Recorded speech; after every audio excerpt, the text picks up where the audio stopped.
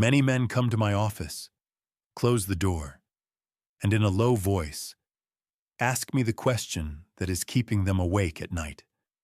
Doctor, I am over 55 or 60 years old, and I still feel the need to manually stimulate myself. Is this dangerous? Will this deplete my testosterone? Will this cause my prostate to grow, or even worse, cause cancer?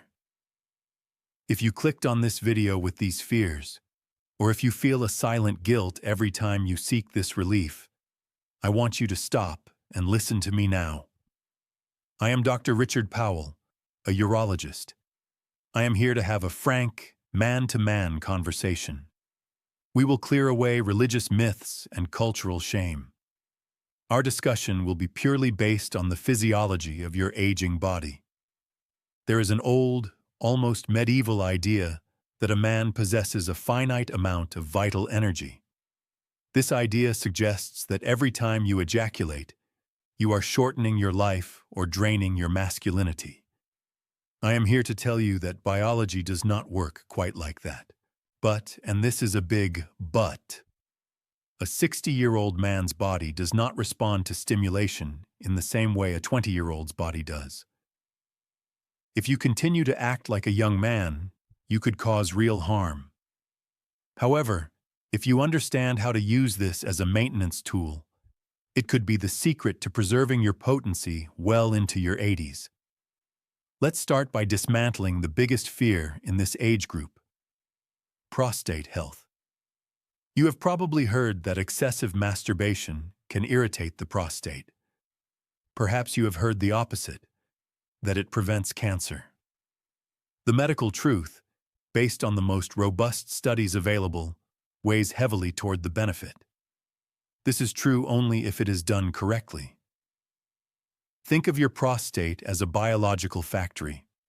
Its job is to produce seminal fluid, which is rich in zinc, citrate, and enzymes. What happens if this factory keeps producing, but the exit gates are closed for months or years? Stagnation occurs. The fluid builds up. In patients with benign prostatic hyperplasia, BPH, which is the natural prostate enlargement almost all men face after 50, this congestion can worsen urinary symptoms. There is a concept we call duct clearing. Regular ejaculation functions as a necessary drainage. This prevents these fluids from becoming focal points of inflammation or calcification. Studies suggest that men who ejaculate with a certain frequency show a statistically significant reduction in prostate cancer risk. Some Harvard research points to around 21 times per month. This is not a guarantee, but it is a concrete risk reduction. Therefore, the fear that the act itself causes cancer is unfounded. In fact, keeping the hydraulic system flowing is part of maintaining the machine. However, this leads directly to a critical point rarely discussed. This is the difference between mechanical maintenance and dopaminergic addiction. We must discuss how this affects your actual real-life erection with a partner. The brain of a mature man, aged 55 and older, has spent decades being conditioned. If your only form of sexual relief over the last few decades has been quick, mechanical, and associated with artificial visual stimuli, you may have trained your brain and penis to function only under very specific conditions. This is what we call pornography-induced or idiosyncratic masturbation-induced erectile dysfunction. You have accustomed your organ to a type of touch, speed, and pressure that a human vagina or mouth can never replicate. Then, when you are with your wife or partner, your body does not respond. This is not because you are impotent. It is because you have desensitized the nerve endings to actual touch. At 60, penile sensitivity already decreases naturally. The skin becomes less sensitive. Nerves transmit signals a little slower. If you use an iron grip, what we call the death grip, you are accelerating this loss of sensitivity. The medical advice here is practical.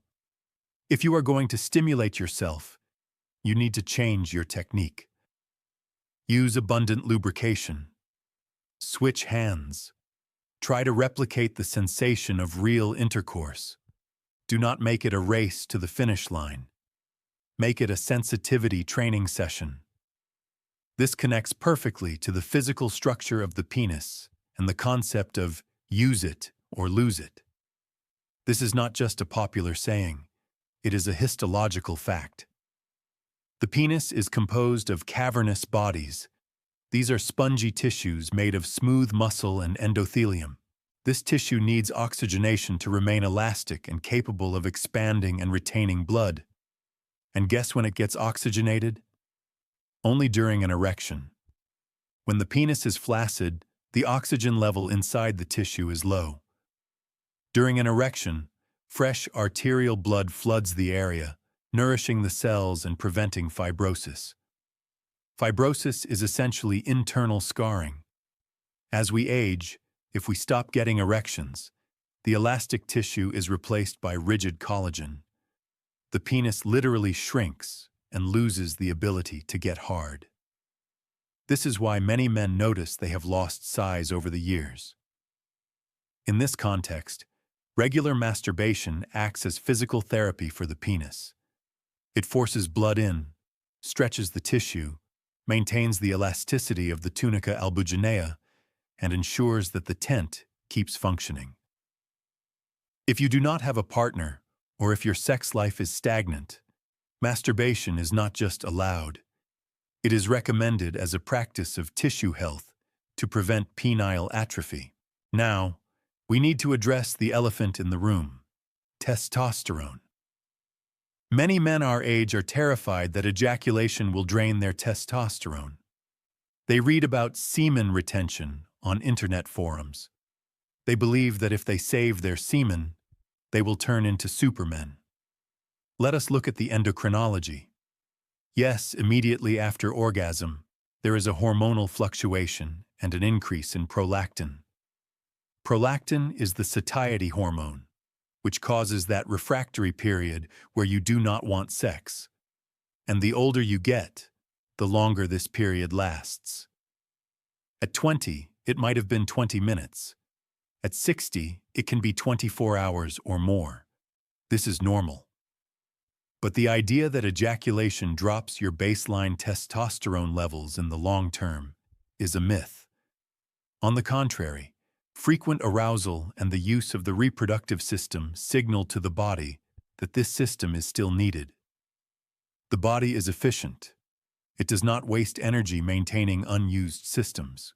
If you enter complete forced celibacy thinking you are saving energy, your body might interpret that reproduction is over. It may begin to decrease androgen production and libido. Maintaining an active sex life, whether alone or with a partner, keeps the hypothalamic pituitary gonadal axis active. You are not draining your battery. You are keeping the alternator running to recharge it. However, I must give a severe warning about the cardiovascular system. This is something I see men ignore. The act of masturbation, especially if it is vigorous and you are trying to force an orgasm that is not coming easily, raises blood pressure and heart rate as much as running on a treadmill. For a man of 55 or older who may have undiagnosed hypertension or arterial plaque, awareness is crucial. If you feel shortness of breath, chest pain, or an explosive headache during or right after climax, that is a red flag from your body. Do not ignore it. Sex is a stress test for the heart. Furthermore, there is a direct physical risk. Penile skin thins with age due to hormonal decline. Natural lubrication decreases. Dry masturbation, which you did without problems in adolescence, can now cause microabrasions, cuts, and balanitis, which is inflammation of the head of the penis. And in diabetics, which is very common in our age group, those small wounds can take time to heal and turn into serious infections. The rule is, treat your equipment with the respect of a classic car, not a tank. Use quality oils and specific lotions. Stop if there is pain. Pain is not part of the process. And this brings us to a deep psychological aspect: isolation. Masturbation after 55 can be a double-edged sword. On one hand, it is an affirmation of vitality. It means you still have desire, that your blood is still flowing, and that you are alive. But be careful not to use it as a complete substitute for human intimacy and connection, assuming you have that option. As we age, loneliness is one of the biggest silent killers. It increases cortisol and inflammation in the body. If you are married but masturbate in secret because you are ashamed your erection is not as firm as before, or because you fear failing your wife, you are creating an abyss in your relationship. Many men come to my office, and we discover that masturbation has become an escape from performance anxiety. My medical recommendation is to use masturbation to get to know your new body. Your body has changed. What used to turn you on has changed. How long it takes you to get there has changed. Discover this alone, without pressure. Then, take that knowledge to your partner. Communicate. Say, "Look, I function better this way now." That is maturity, not weakness. Another crucial point is pelvic floor health. Most men do not even know they have these muscles until they start having prostate issues or incontinence. During masturbation, you have a unique opportunity to exercise this area. The contractions that occur during orgasm are pelvic exercises. However, many men have a habit of pushing out, using abdominal force, which harms the pelvic floor. You should focus on contracting and pulling up. The famous Kegel exercises. Incorporating this during your intimate moment not only improves the intensity of orgasm and ejaculatory control, it also helps prevent future urinary incontinence and supports the prostate. It is taking advantage of a moment of pleasure to do internal physical therapy. Men who maintain a strong pelvic floor have firmer erections because these muscles help trap blood inside the penis. If the muscle is weak, the blood enters and leaks out, and you lose the erection mid-act.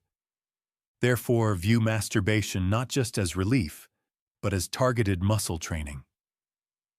Let us talk about the right timing. The neurochemistry of your brain changes with age. Dopamine, the neurotransmitter for desire and motivation, tends to drop. If you masturbate compulsively several times a day or every day without a real desire, just out of habit or boredom, you could be exhausting your dopamine receptors. This leads to a sense of apathy, lack of energy, and even mild depression. Quality outweighs quantity.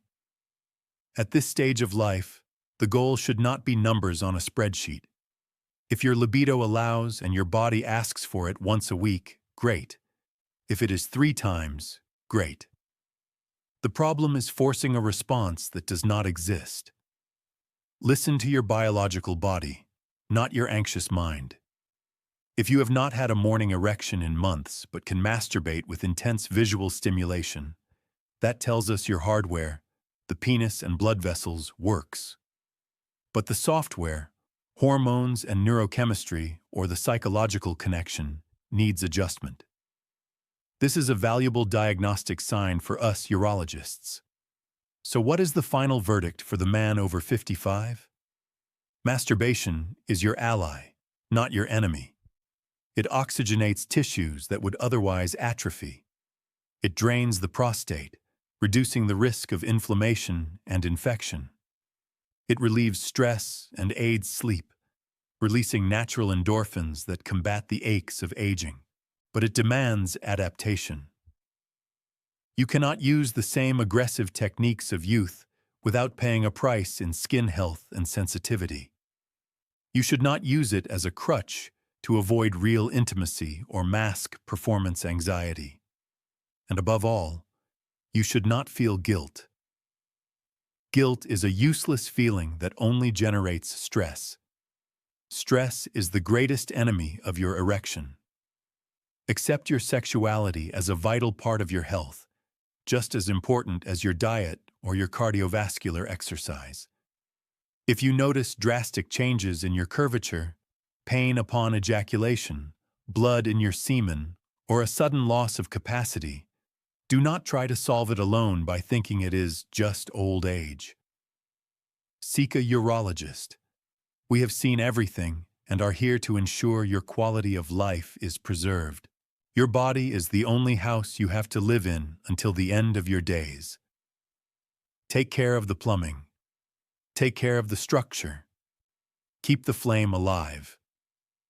If you found this information useful and want to understand more about how to protect your prostate and naturally increase your testosterone through diet and habits, keep following along. Ignorance is the only true danger to your health. Stay strong, stay informed, and take care. The Alpha Senior.